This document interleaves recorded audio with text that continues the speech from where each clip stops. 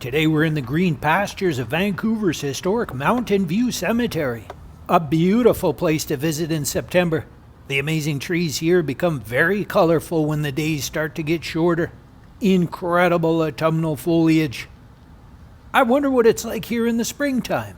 Maybe they have some cherry blossom trees blooming. And sure enough they do. Incredible. These lovely trees are located in the old section of Mountain View. As I was enjoying their springtime bouquet, I noticed something unusual down below. First, I spotted a couple of lanterns amid the blooming cherry trees. Then I noticed little round plaques with what appears to be origami-style birds on them. Looks like cranes or herons, maybe. I think I counted at least 30 of them.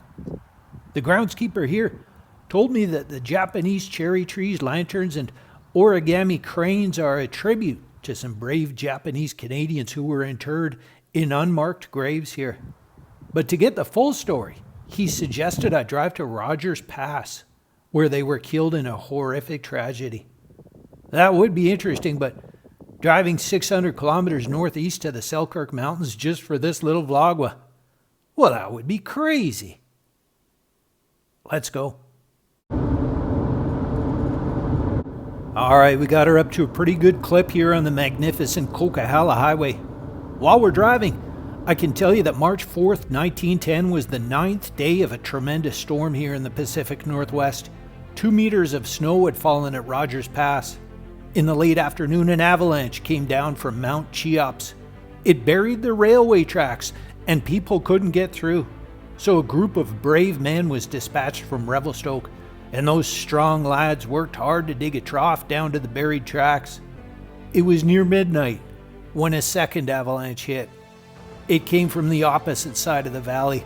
Sadly, the brave men trying to uncover the tracks were digging their own tomb, and 58 souls were lost. The pictures show the people of Revelstoke recovering the bodies, and this is part of the memorial service. And here are some of the brave men being interred at the cemetery. It remains to this day Canada's deadliest avalanche. The groundskeeper back at Mountain View says if I look closely, I will find an origami crane here, one that matches those back at the cemetery. He also said to his knowledge, nobody has ever visited the graves and then Rogers Pass same day. I tell you, I've passed by this rest area at least 100 times over the years, but I never pulled in. This is a first. And it looks like there's lots of goodness here. People enjoying picnics as they take a break from the rigors of the Trans-Canada Highway. Ooh, looks like a big monument. Let's see if it's got the origami crane. Impressive structure here. Big old map of Canada underneath. And a plaque. Says it's tribute to the opening of the Trans-Canada Highway September 3rd, 1962. No crane though. Let's keep looking. Ooh, you check out this bad boy. If you saw my recent vlogs on time capsules, you know how much I love them. Looks like this one was buried in 1985. They're going to open it July 1st, 2085. And I'll be here when they do. Over on the far side of the area, this looks like the path of the original Trans-Canada Railway, the one those brave men were trying to dig out. A few old pieces here. This section was abandoned in 1916 because it was too hazardous. Looks like it's all closed off today though. We can't go any further. And this may be a kind of gun used over the years to control avalanches. This big beauty, courtesy of the Royal Regiment of Canadian Artillery.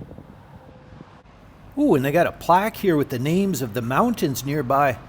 If you check this out, you'll know the names of the peaks away up there. Sure is lots of great stuff in this little rest area, but we gotta find that origami crane.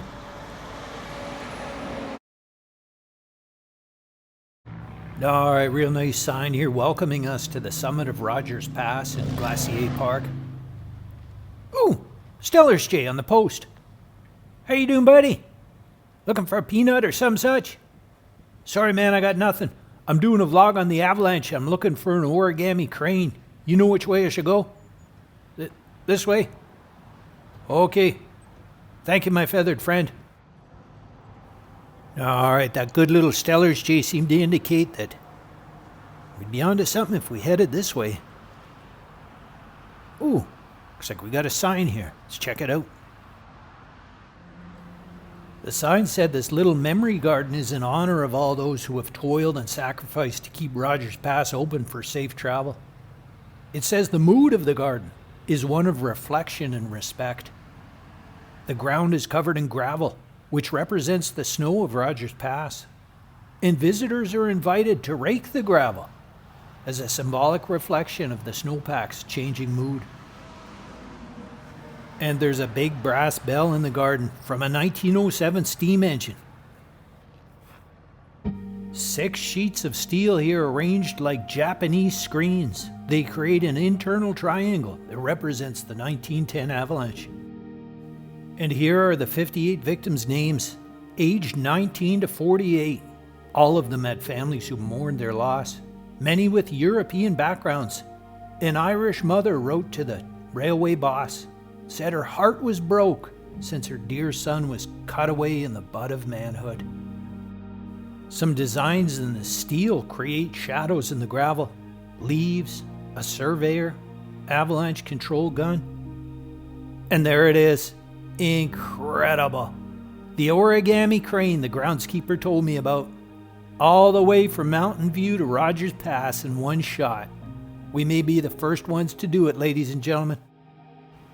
There was a big ceremony here to open the garden in 2010, 100 years after the disaster. Leading up to it, Japanese school children across the country folded origami cranes in memory of the avalanche victims.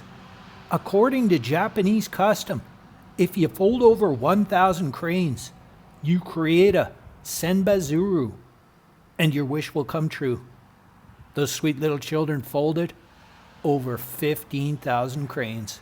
Their wish was that such a tragedy would never happen again.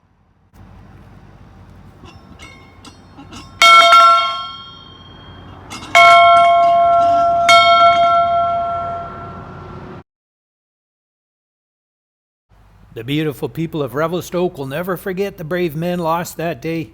800 people attended a candlelight vigil on the disaster's 100th anniversary. And they have a great exhibit at the Revelstoke Museum. Thank you for watching this little taste of old British Columbia as she once was. Please click the subscribe button. Shoutouts today to Carol Jackson, D. Ashcroft, and Chio Buston. I'm Jean-Claude Vancouver, and until next time, be good to the other.